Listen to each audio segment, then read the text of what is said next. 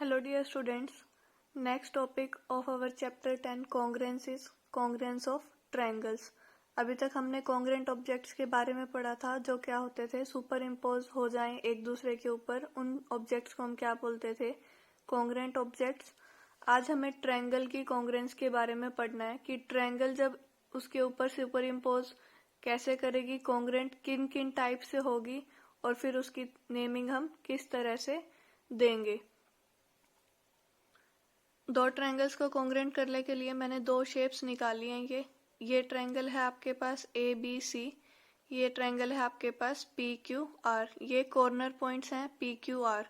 आप इनको कॉन्ग्रुएंट कब बोलोगे? जब ये एक दूसरे के ऊपर कंप्लीटली कवर हो जाएं, जिसमें आपका शेप और साइज दोनों सेम हो. तो ये देखो, ये एक दूसरे के ऊपर सुपर इम्पोज हो गए हैं, तो ये ट्रायंगल्स आपकी क्या है, कॉन्ग्रुएंट हैं. अब आप इनकी नेमिंग कैसे करोगे? जब आप ट्रायंगल ए बी सी लिख रहे हो तो ए के ऊपर आपका कौन सा पॉइंट आ रहा है, पी, बी के ऊपर आ रहा है क्यू एंड सी के ऊपर आपका आ रहा है आर. तो आप इसको लिखोगे कैसे? आप लिखोगे कि ट्रायंगल आपकी A B C is congruent to triangle P Q R. अब देखो, अगर आपकी फिगर आप इसको इस तरह से रखते हो तो ये कॉन्ग्रुएंट ट्रायंगल्स अभी नहीं है. ऐसे रखोगे तो भी कॉन्ग्रुएंट नहीं हो पाएंगी ये, या अगर आपने इसको इस साइड से मिला दिया तो भी ये ट्रायंगल कॉन्ग्रुएंट नहीं है. तो करेक्ट वे क्या है, आप ट्रायंगल को रोटेट करके देखो कि ये किस तरह से एक दूसरे के ऊपर सुपर इम्पोज हो रही है और फिर कौन सा पॉइंट किसके ऊपर कोइंसाइड कर रहा है, उस तरह से आप ट्रायंगल्स की फिर नेमिंग करोगे. ये ट्रायंगल हमारी कंप्लीटली इसके ऊपर सुपर इम्पोज होगी, यानी कि आपकी दोनों ट्रायंगल क्या है, कॉन्ग्रुएंट है. और नेमिंग आप देख सकते हो, ए को कोइंसाइड कर रहा है पॉइंट पी, बी को क्यू और आर को सी. तो इसी मैनर में हमने लिखे हैं, ए को कोइंसाइड कर रहा है पॉइंट पी, बी को क्यू और सी को आर. आपको ऑर्डर चेंज नहीं करना, जिस ऑर्डर में आपकी ट्रायंगल कॉन्ग्रुएंट हो रही है उसी ऑर्डर में आपको लिखना है कि ये आपकी ट्रायंगल किस तरीके से कॉन्ग्रुएंट हो रही हैं. एक आपको ये ध्यान रखना है, ट्रायंगल के कितने एलिमेंट्स होते हैं, 6 एलिमेंट्स, जो क्या इंक्लूड करते हैं, 3 आपके एंगल होते हैं और 3 साइड मिलते हैं, वो आपके 6 एलिमेंट्स कहलाते हैं ट्रायंगल के. ये आप क्लास 6 में भी आपने इनको रीड किया होगा. 6 एलिमेंट्स कौन से होते हैं ट्रायंगल के, 3 एंगल्स एंड 3 साइड्स. अब इन ट्रायंगल्स में देखो, आपको ये सिमिलर दिखाई दे रही हैं, बट सिमिलर होंगी कैसे? इस ट्रायंगल को उठा के जब आप इसके ऊपर रखोगे तभी ये सिमिलर कहलाएंगी. तो ए पॉइंट पी पे कोइंसाइड करेगा, बी क्यू पे और सी आर पे. तो आप लिखोगे triangle A B C similar to P Q R. Otherwise हमारे पास 6 पॉसिबल वेज होते हैं, A B C P Q R के सिमिलर हो, A B C Q R P के सिमिलर हो, या आर पी क्यू के हो, या आर क्यू पी हो. इनका ऑर्डर हम चेंज करके देखेंगे. हमारे पास 6 पॉसिबल वेज बनते हैं, बट करेक्ट वे वही होता है जो एग्जैक्टली इसके ऊपर सुपर इम्पोज करता है, यानी कि फर्स्ट वाला इस केस में सिर्फ. नेक्स्ट जो हमने 6 एलिमेंट्स देखे हैं, इनके बेसिस पे देखते हैं हम ट्रायंगल को कॉन्ग्रुएंट कैसे बताते हैं, कौन कौन से आपके रूल्स हैं.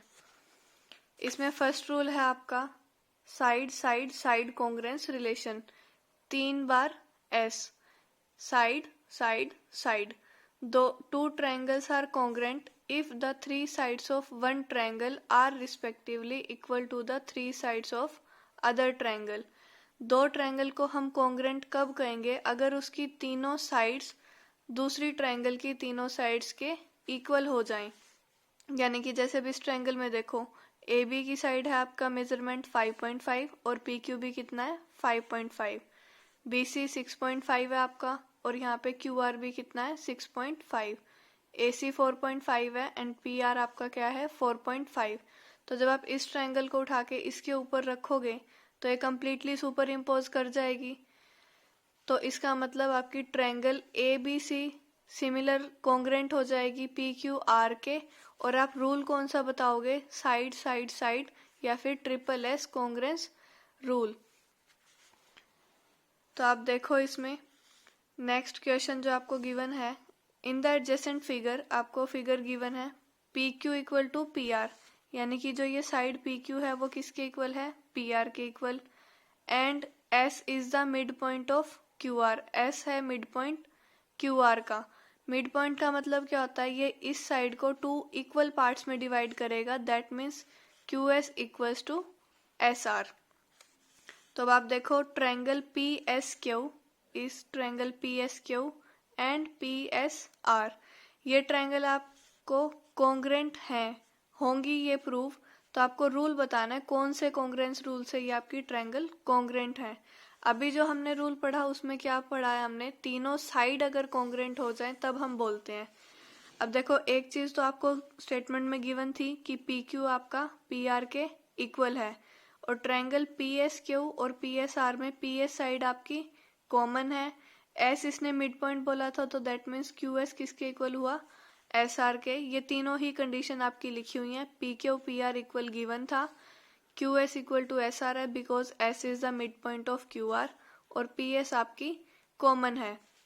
तो दोनों ट्रायंगल्स आपकी कॉन्ग्रेंट हुई by S S S congruence condition, क्योंकि आपने तीनों साइड्स को इक्वल शो करा ट्रायंगल्स की, इसी वजह से आपकी ट्रायंगल हुई congruent side side side congruence condition से।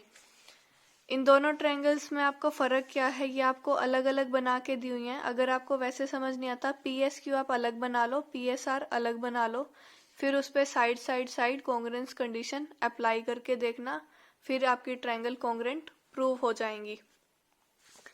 Question number 10 sorry example 10th और एग्जाम्पल 11th भी आप ट्राई करना, इसी रिलेशन से आपकी ये ट्रायंगल्स भी कॉन्ग्रेंट प्रूव हो जाएंगी।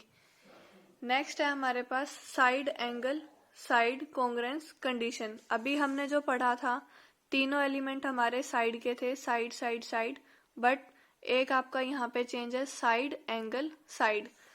To triangles are congruent if two sides and the included angle of one triangle are respectively equal to two side and the included angle of the other.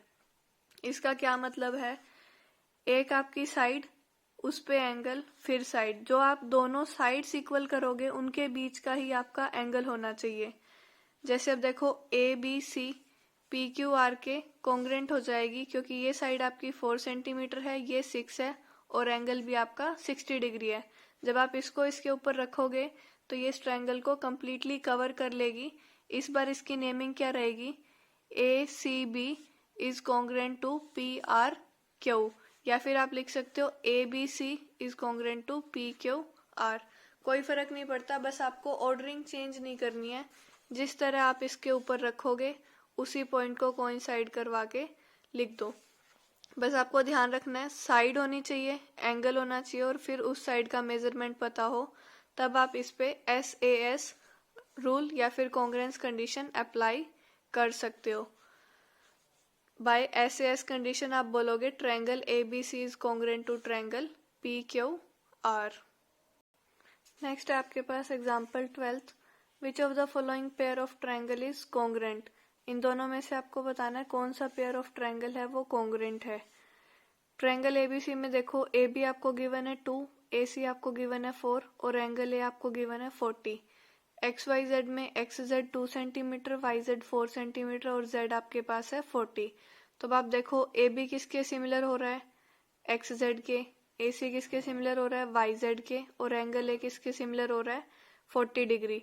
तो यानी कि आपकी दो साइड इक्वल हैं और एक एंगल इक्वल है। तो आप कौन सा कॉन्ग्रेंस कंडीशन बोलोगे, S A S congruence condition से दोनों ट्रायंगल आपकी कॉन्ग्रेंट है और इनकी नेमिंग दोगे A B C is congruent to X Y Z. Next है आपकी ट्रायंगल पी क्यू आर, जिसमें पी क्यू आपको गिवन है 5 centimetre, P R 6, angle P आपका 55 है। और एक और ट्रायंगल है अदर डी ई एफ, जिसमें डी ई आपको 6 गिवन है, ई एफ 5 है और एंगल ई 50 है।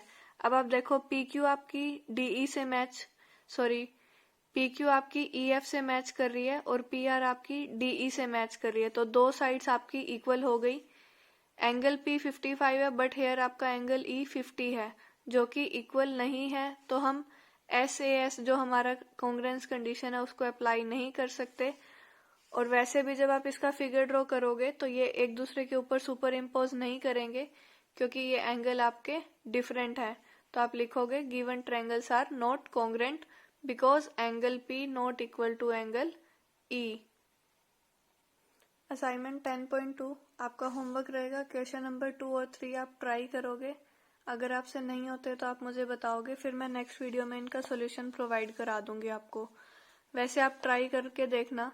जो ये ए बी है आपके पास 6, ये आपकी पी क्यू के ऊपर आनी चाहिए। इसमें आपको ट्रायंगल कॉन्ग्रेंट गिवन है, ये आपकी अननोन साइड है पी आर, इसको आपको फाइंड आउट करना है। तो 6 सेंटीमीटर आपकी इसके ऊपर आनी चाहिए और 3 वाली इधर।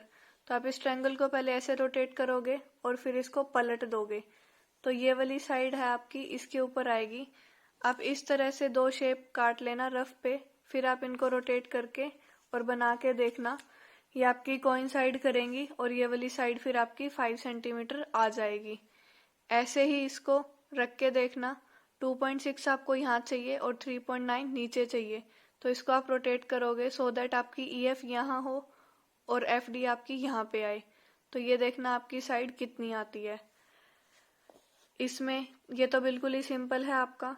इसको आप इसके ऊपर डायरेक्टली पुट कर दो, ये वाला एंगल आपका 60 हो जाएगा क्योंकि ये 90 और 30 है। थर्ड पार्ट सेकंड आप खुद से ट्राई करोगे। अननोन जो आपका एक क्वेश्चन मार्क है, ये आपको फाइंड आउट करना है। थर्ड में भी हिंट दे रही हूँ मैं आपको। ये आपके दोनों वर्टिकली अपोजिट एंगल बनेंगे। इसको कैसे फाइंड आउट करोगे? ट्रायंगल AOB में आप angle sum property of triangle लगाओगे, ये आपको मिलेगा, ये इसके इक्वल है, ये दोनों आपको मिलेंगे। और इसको आप इसके ऊपर रखोगे ट्रायंगल OAB को ODC के ऊपर, तो ये वाला एंगल आपका इसके इक्वल हो जाएगा। क्वेश्चन नंबर 2 आप इसका खुद से ट्राई करोगे। इन दोनों को आप अभी फेयर में चाहो तो फेयर में कर लेना, अदरवाइज पहले रफ में करके एक बार चेक करा लेना। Thank you.